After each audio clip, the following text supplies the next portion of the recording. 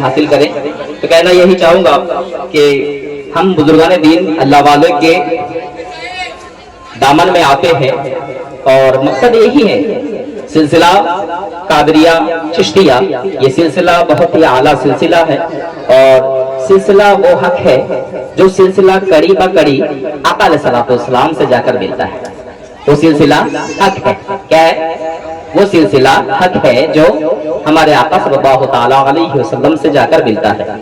تو الحمدللہ ہمارا یہ قادریہ چشتی سلسلہ یہ اپنے پیر و مرشد سرکار زندہ آباد رحمت اللہ علیہ سے ہوتے ہوئے آقا علیہ الصلوۃ والسلام تک جا کر ملتی ہے.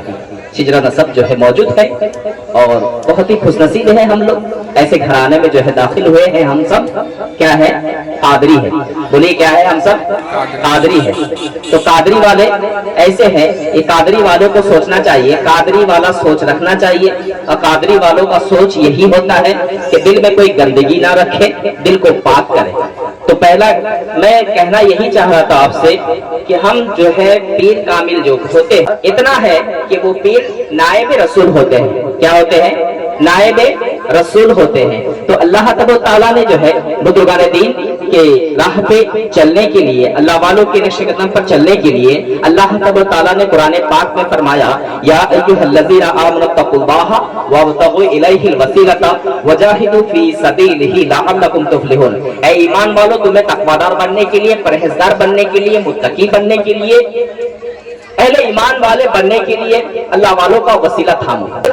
میں کہنا چاہوں گا بڑے ایک پیاری انداز سے میں آپ سے مخاطب ہوں.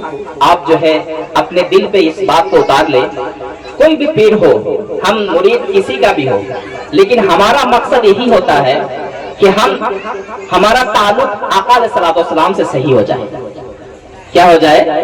ہمارا تعلق ہمارے آقا صلی اللہ تعالیٰ علیہ وسلم سے صحیح ہو جائے. اگر آقا علیہ الصلوۃ والسلام سے طریقہ صحیح نہ ہو, نسبت صحیح نہ ہو, تو پھر جو ہے یہ پیری مریدی کرنا نہیں چاہیے.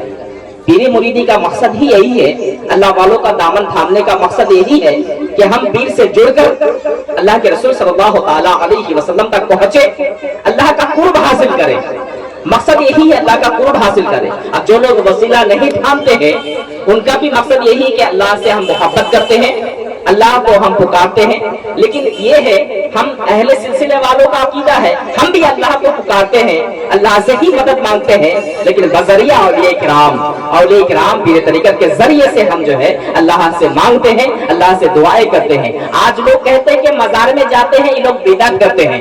میں آپ سے کہہ دوں اہل سنت الجماعت کا عقیدہ یہی ہے کہ ہم اللہ والوں کے دربار میں جاتے ہیں اس عقیدے پہ یہ اللہ کے دوست ہے اور ہم لوگ گنہگار ہیں, خطاکار ہے, بدکار ہے, سیاہکار ہے, ناکار ہے. اے اللہ تو میری دعا قبول کرے گا یا نہیں کرے گا مجھے معلوم نہیں ہے, اس دوست تیرے دوست کے ذریعے سے میری دعا کو قبول کر لے. یہی نیت سے جو ہے ہم اللہ والوں کے دربار میں جاتے ہیں. اللہ تبارک تعالیٰ سے جو ہے ہماری جو ہے یہی دعا ہے کہ اللہ تبارک تعالیٰ ہم سبھی کو نیک راہ پہ چلنے کی توفیق عطا فرمائے. بزرگان دین کے جو راستہ ہے اس راستے پہ چلنے کی توفیق عطا فرمائے. جس مقصد سے ہم نے پیر کامل کا دامن تھامے تھے اسی مقصد پہ ہم قائم رہے, کیونکہ ہمارا مقصد یہی تھا کہ ہم جو ہے ناپاک لوگ ہیں, ناپاک سوچ والے ہیں, غلط سوچ والے ہیں, صحیح نہیں ہے. بس پیر تم تو پاک ہو, ہمیں پاک کر دو, ہمیں نیک بنا دو, ہمیں جو ہے صحیح راستے پہ چلاؤ. اس نیت سے ہم پیر کا دامن تھامے تھے. یہ سوچ اگر رہے گا تو پھر انشاءاللہ آپ کامیاب ہو جائیں گے. تو کہنا یہی تھا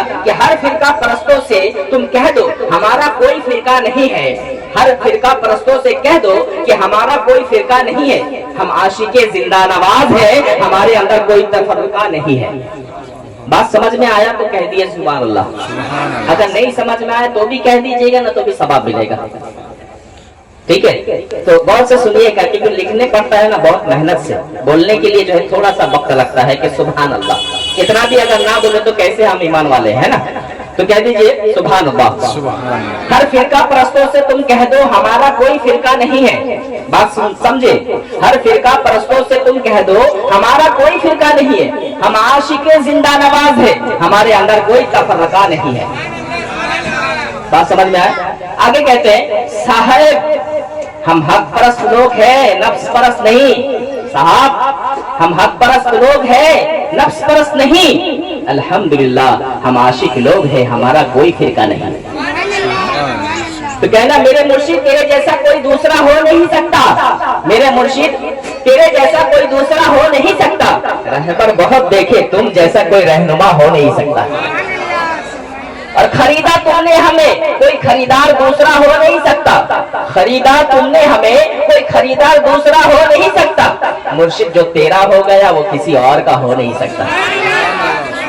तो ये सरकार जिंदा नवाज का करम है और ये इकराम का करम है। आखिरी बंद में आपसे कह दूं, आखिरी अशार, आशिक पीर आदिल का हर एक फरमान जारी रहे, आशिक पीर आदिल का हर एक फरमान जारी रहे, हमारे सिलसिले में इश्क का उन्वान जारी रहे, आशिक पीर आदिल का हर एक फरमान जारी रहे, हमारे सिलसिले में इश्क का उन्वान जारी रहे, मेरे जिंदा नवाज का हमेशा फैजान जारी रहे, मेरे जिंदा नवाज का हमेशा फैजान जारी रहे, एहसानी पीर का हम सब पर एहसान जारी रहे।